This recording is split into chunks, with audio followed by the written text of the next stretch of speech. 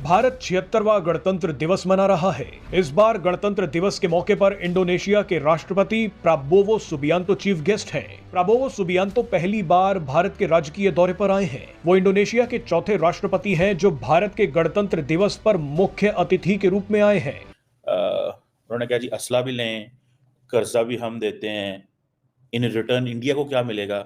Influence.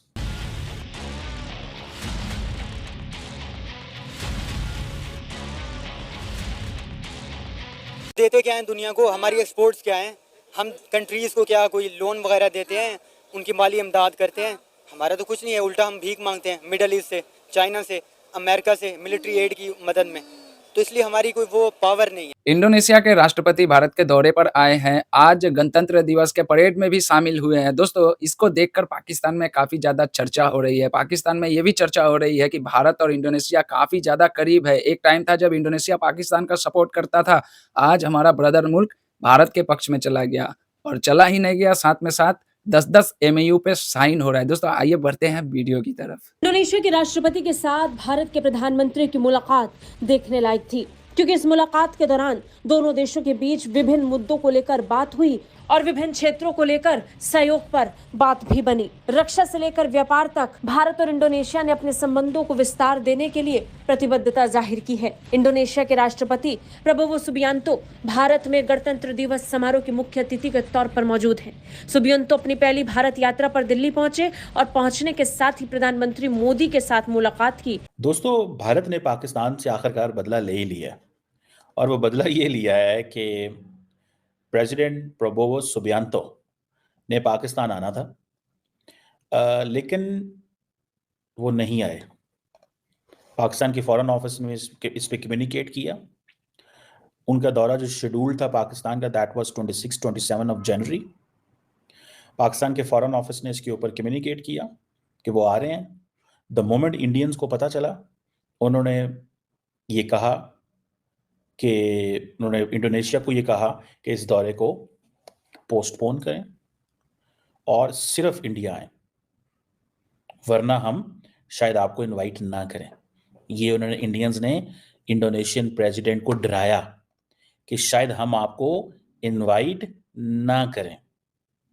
ये एक चीज़ जो है, ये आप पहले तो इसको समझें। दूसरी बात इसमें इंटरेस्टिंग है कि पाकिस्तान ने डेट तो दे दी थी। जब डेट दी तो फिर क्या करता? अब सुनने में आया कि पाकिस्तान कहता है जी कोई रिटर्न कम्युनिकेशन हमारी नहीं थी इंडोनेशिया के साथ, लेकिन वो आ रहे थे। ये मुझे पता चला कहीं से, I don't know the reality, story का मुझे नहीं पता।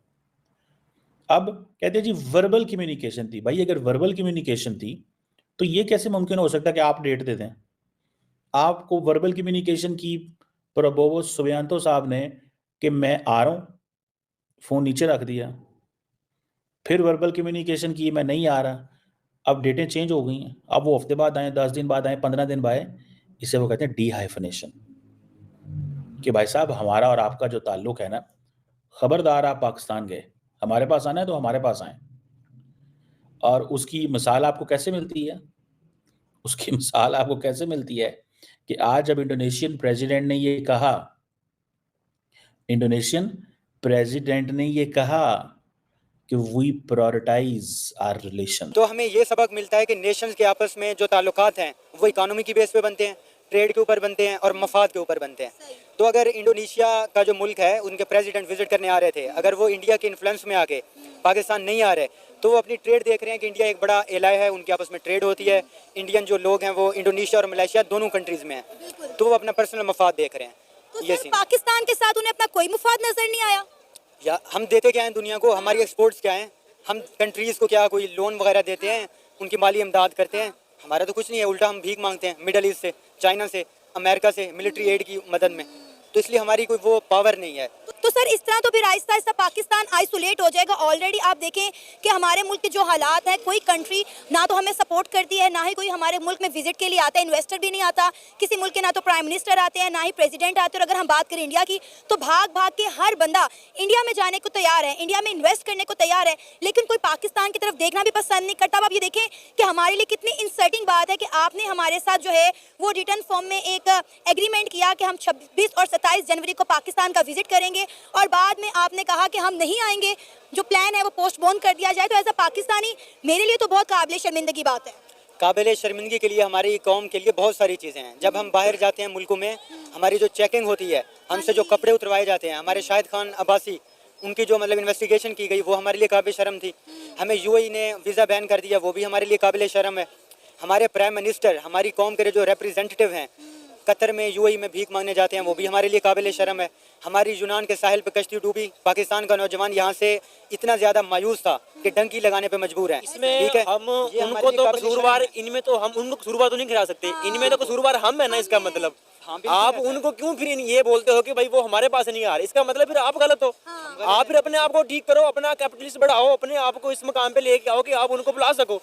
अब ये जो आप इंडिया की बात कर रहे हो कि इंडिया बहुत बड़ा है, हर चीज के ऊपर वो काबू पा रहा है, कि वो कैपिटलिस्ट है ना, उसके बाद थोड़ी है वो हर चीज के ऊपर ऐसे तरक्की कर रहा है कि वो बेईमानी भी कर रहा है लेकिन सामने नहीं आने दे रहा। आप बेईमानी भी करते हो, खुला खुला करते हो, लेकिन बताते भी हो कि हम कर रहे हैं भाई, तो बदनाम तो आप खुद अपने आप को कर रहे हो। तो फिर कहते हो कि जी हमारी कोई सुन नहीं रहा, हमारी कोई बात नहीं मान रहा, हमें ये नहीं कर रहा, तो कैसे भाई बात मानेगा आप? देखिए, हर देश स्वतंत्र होता है अपने रिलेशन को सुधारने के लिए। देखिए, अगर इंडोनेशिया पाकिस्तान से अपने रिलेशन को सुधारता है, तो उसमें हमें कोई हर्ज नहीं है। देखिए, एक सॉवरेन मुल्क कब किसके साथ में अपने रिश्तों को बढ़ाएगा, ये उसके ऊपर में निर्भर होता है। एक समय था जब इंडोनेशिया पाकिस्तान के पाले में रहता था, पाकिस्तान की हर बात करता था, पाकिस्तान की मदद भी करता था। लेकिन आज देखो, समय बहुत बलवान होता है, समय के साथ सब कुछ चेंज हो जाता है। दोस्तों, आज इंडोनेशिया को भारत की ज़रूरत है। आज सिर्फ़ इंडोनेशिया को नहीं बल्कि भारत को, पूरे दुनिया की ज़रूरत आज भारत बन चुका है। आज इंडोनेशिया भारत से 10-10 एमओयू डील करता है, साथ ही साथ ब्रह्मोस की डील करता है, बहुत सारे ऐसे क्षेत्रों में डील कर रहा है, जिसको देखकर पाकिस्तान की मीडिया में बातें तो होंगी। देखिए, आपका अगर जैसे हमारा भारत का एक पड़ोसी देश बांग्लादेश जैसे हमसे अलग होके अभी पाकिस्तान के साथ में उसके ज़्यादा रिश्ते सुधर रहे हैं, तो हमारी भी मीडिया इस तरह की बातें करती है।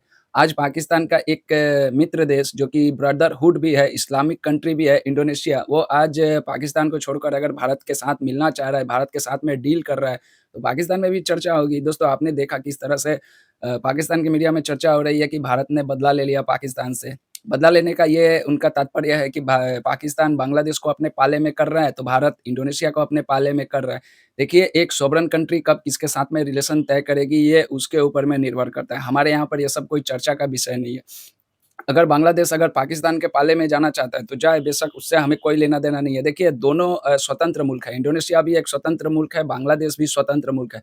कौन किसके साथ में जाकर अपने रिलेशन को ठीक करेगा, वो उसके ऊपर में निर्भर होता है। देखिए, एक टाइम था जब इंडोनेशिया पाकिस्तान की मदद करता था, पाकिस्तान का सपोर्ट करता था, लेकिन समय के साथ सब कुछ बदल जाता है। आज देखिए, इंडोनेशिया गणतंत्र दिवस के मुख्य अतिथि के तौर पर उनके राष्ट्रपति जी भी पधारे थे और भारत के साथ में इतनी बड़ी डील भी हुई जिसमें ब्रह्मोस भी शामिल है। दोस्तों, क्या कहिएगा? पाकिस्तान की मीडिया की वीडियो देखी आपने, क्लिप देखी, उनकी बातें सुनी, जो भी कहना होगा कमेंट बॉक्स में ज़रूर जवाब दीजिएगा। जय हिंद, जय भारत।